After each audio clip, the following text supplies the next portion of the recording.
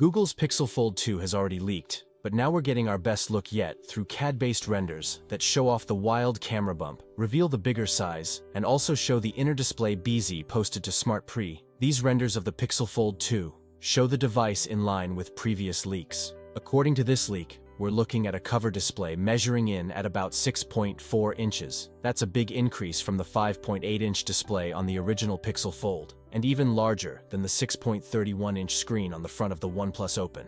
While the inner foldable panel relies on a 7.9-inch flexible OLED screen, it's significantly taller and thinner than the original. The camera bump has a new shape, one that's very far removed from the original Pixel Fold's visor-like contraption. And as you can see that it's come with a triple camera setup, main camera, ultra-wide, and periscope zoom lens. The Google Pixel Fold 2 might skip the Tensor G3 chipset of the Pixel 8 and Pixel 8 Pro and jump straight to the Tensor G4 in the Pixel 9 and 9 Pro, which probably also means it will only be introduced alongside those devices in October, and not in May like the original Pixel Fold.